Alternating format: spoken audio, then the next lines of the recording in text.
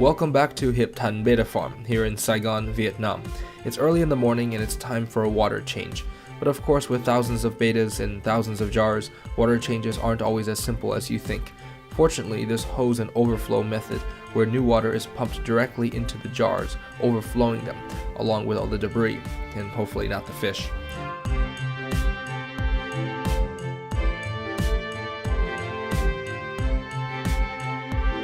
It's also time for breakfast, and some tiny blackworms are on the menu.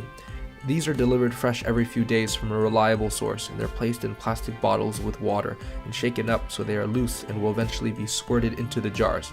Again, with such a volume of fish, it's impossible and probably unnecessary to give an exact amount of worms per betta.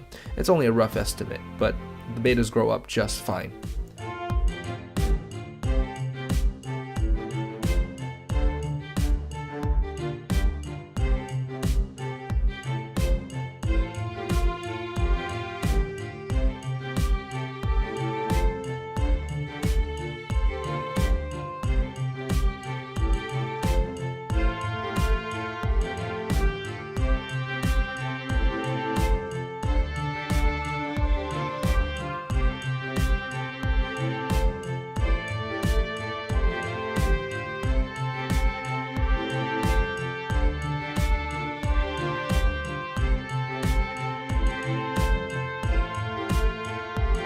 In addition to shipping pretty much worldwide now, including all over Asia, America, and Europe, Yui here, the person behind the farm, also caters to local resellers.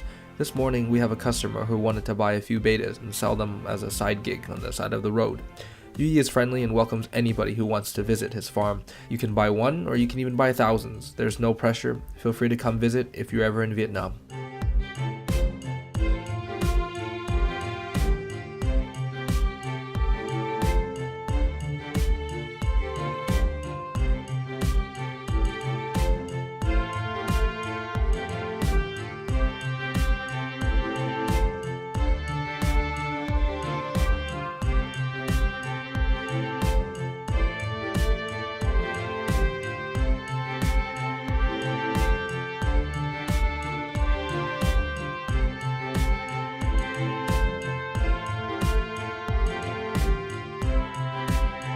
Now let's take a look at some more fish, and that's why you're here, right?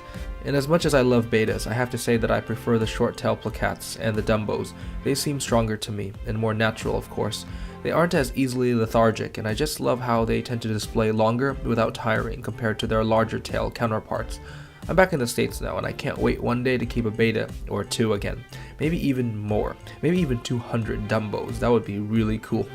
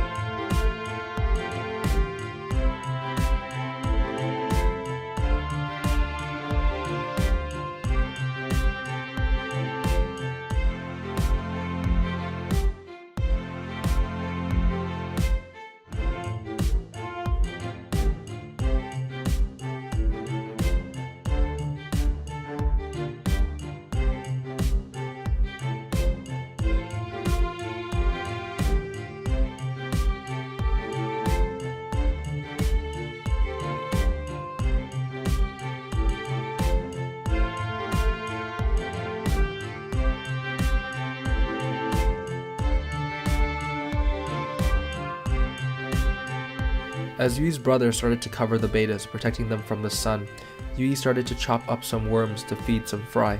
Larger fry get the same food as the adults, and smaller fry get daphnia and other tiny brine shrimp-like feeders. And as you can see, this farm has grown a bit in terms of more fry rearing quarters compared to the last video you've seen. And if you haven't seen that video yet, well, be sure to check it out at the end of this video or in the description down below.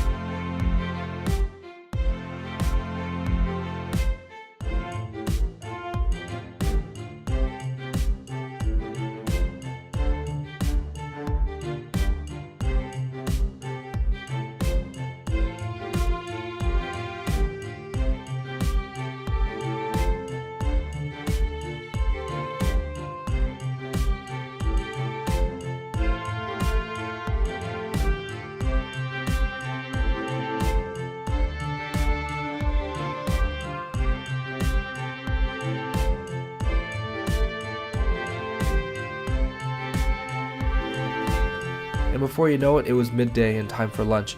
Yui and his parents invited me over to have lunch with them. And what better after a morning of fish work than fish for lunch? Yui's family also specializes in gakko or dried fish, which is a staple in the Mekong Delta Mingtay region and also other parts of Southeast Asia. They're basically preserved fried fish that tend to be a bit salty, so they're perfect along with a bowl of rice. We're also eating a sturgeon fish hot pot, which is one of my favorite types of fish and one of my favorite types of hot pot. I think this was one of the best meals I had during my visit to Vietnam. Yes, it was delicious, but also very homely feeling. So thank you, Yui and his family. I felt really welcome, and I just wanted to say thank you again and again. Not only for the food, but for the friendship. I've known Yui for years, ever since he raised fish out of his little one-room dorm room back in his college days. And it's pretty amazing how far he's gone, just by following a passion.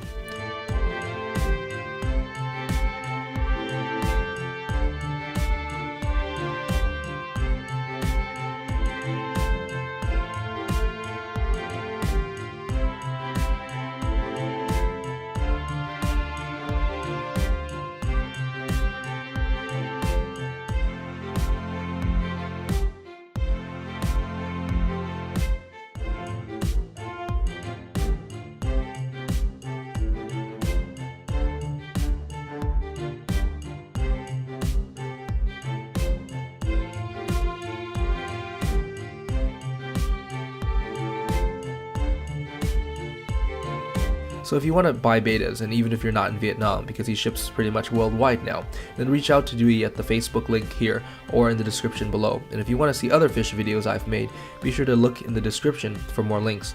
Now that I'm back home, do you guys want to see more fish adventures?